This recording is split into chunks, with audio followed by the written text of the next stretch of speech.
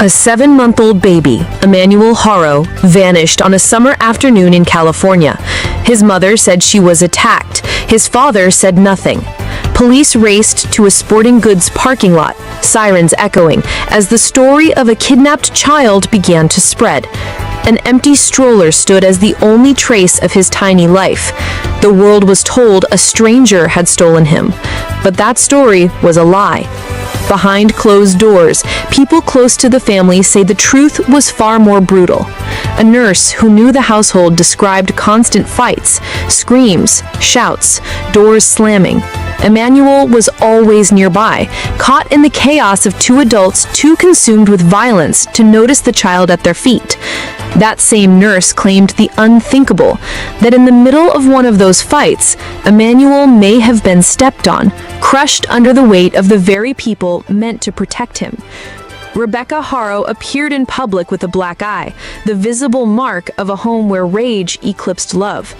And yet she stayed, and Jake stayed, not because of devotion, but because both may have carried the same guilt, the same knowledge that Emmanuel was gone, not at the hands of a stranger, but because of their own recklessness. This is not a story about a kidnapping. This is not a story about chance. This is a story about betrayal, violence, and a child who paid the price for the choices of his parents. And when investigators stripped away the lies, all that remained was a single question. How could two people charged with protecting your baby become the architects of his death? If you want to follow this case and other true crime stories as they unfold, make sure you subscribe and turn on notifications. That way you won't miss the updates as the search for justice continues. To understand what happened to baby Emmanuel, we have to step back into a home already marked by violence and warning signs that were ignored. Jake Haro was no stranger to child abuse allegations. In 2023, just 2 years before Emmanuel's disappearance, he was convicted of abusing his own daughter from a previous relationship. The injuries she suffered were not minor, they were permanent, life-altering. Yet the justice system handed Jake a sentence of probation and work release. He walked free, while the child carried the scars of his choices.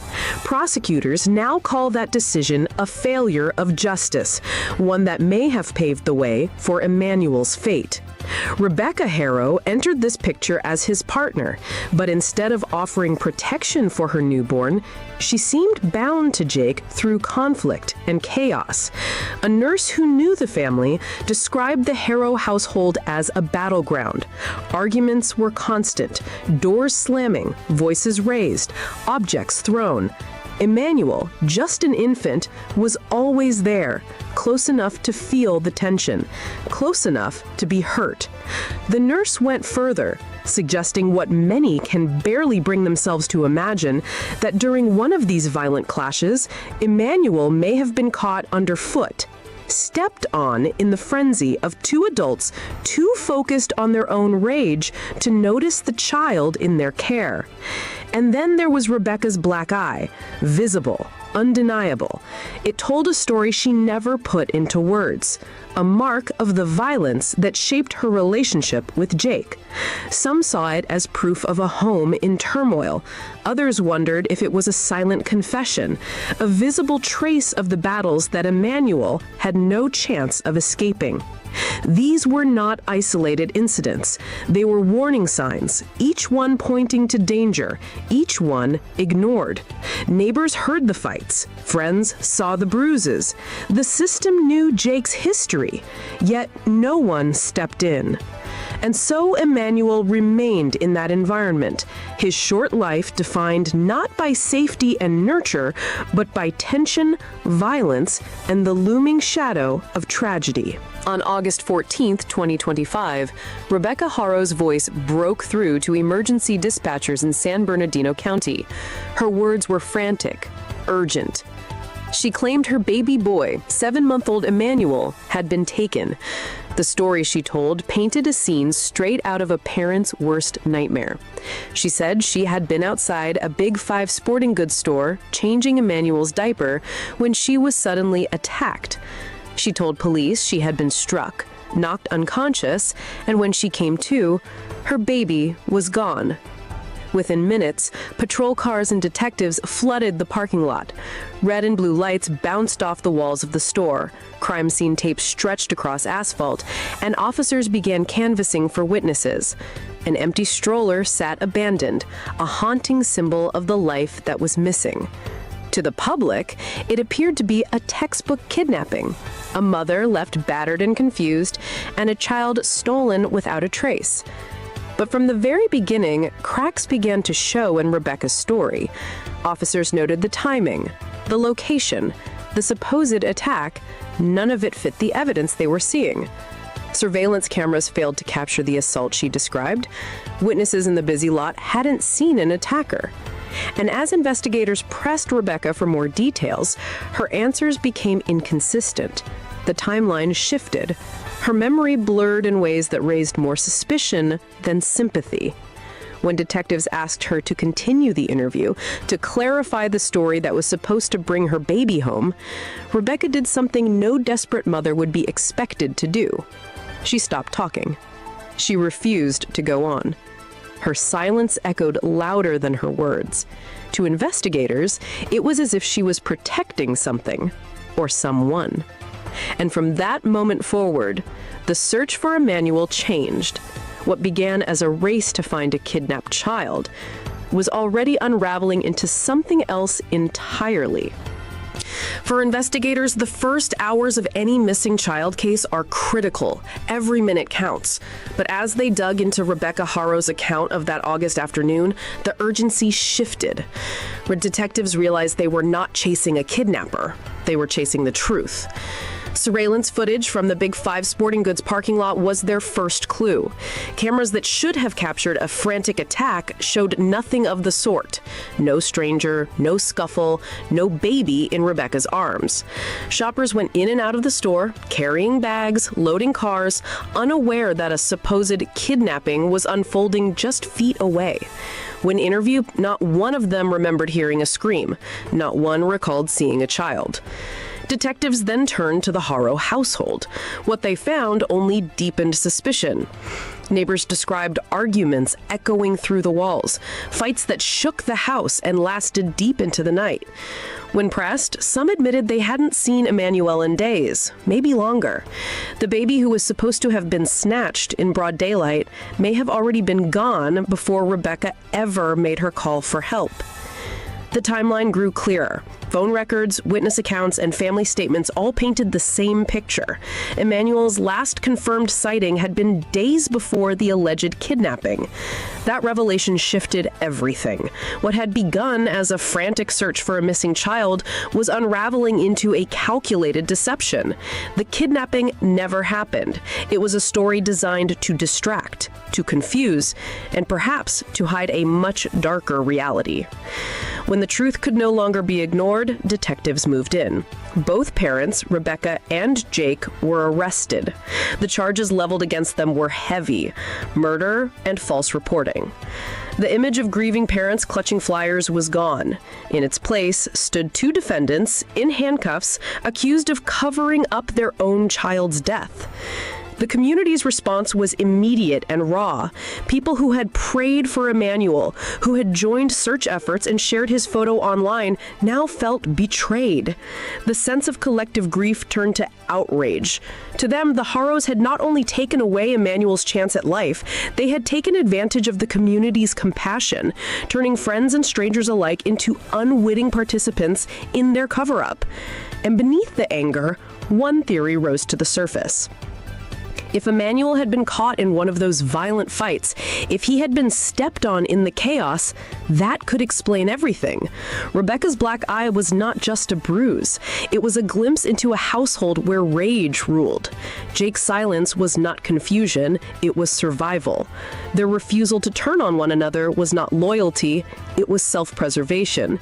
Because if Emmanuel's death was born out of that violence, then both parents carried the same guilt. And guilt has a way of binding people together, tighter than any wedding vow, tighter than any promise of love. It is a chain neither can break, because to condemn the other would be to condemn themselves. In the days that followed the arrests, the case took on a new dimension. The search for Emmanuel had become something far more devastating, a search for justice and for answers that might never come. District Attorney Michael Hestron stood before cameras at a press conference, his words cutting through the noise. He didn't call this a tragic accident. He didn't call it a mystery. He called it what it was, the result of long-term abuse that Emmanuel had endured in the short 7 months of his life, and abuse that the system had failed to stop. That failure had a name, Jake Harrow. 2 years earlier, he had been convicted of child abuse against his own daughter. The injuries were permanent. They should have put him behind bars, but instead, he walked free, granted probation and work release. The law gave him another chance, and Emmanuel paid the price for it. Prosecutors would later admit what the public already believed. If the system had acted when it had the chance, Emmanuel might still be alive today. Neighbors, once suspicious but hopeful, were left in shock. They had heard the fights, seen the bruises, and now they wondered if their silence had cost Emmanuel his life. As investigators scoured fields and open land with cadaver dogs, volunteers joined in, combing through weeds, searching riversides, desperate to bring the baby home. But every search ended the same way, empty-handed. Emmanuel's tiny body was nowhere to be found. Meanwhile, the media circled like wildfire. Headlines blared across California and beyond. Parents charged with murder. Baby missing. Parents silent. Rumors took hold. Bones discovered in nearby fields. A whispered jailhouse confession? Officials denied each claim, but the speculation spread faster than the truth. Every rumor carried the same haunting undertone. Emmanuel was gone, and only his parents knew where he was. But the real tragedy cuts deeper than the rumors. Emmanuel has still not been found. No grave to mark his short life. No closure for those who searched, prayed, and hoped. Only the knowledge that a 7-month-old baby was failed by his parents, by his neighbors, by the very system meant to protect him. And now, the world is left with a question that may never be answered. Where is Emmanuel? At the center of this story is not the courtroom, nor the headlines, nor even the lies told to police. At the center is a child, Emmanuel Harrow, a baby who never had a voice, a baby silenced before his life had even begun. 7 months old. That is all the time he was given. 7 months to smile, to cry, to reach for the people who were supposed to protect him. Instead, those same people are now accused of ending his life. Rebecca Harrow, who called police with a story of abduction. Jake Harrow, who stood silent as the world searched for a child he already knew was gone.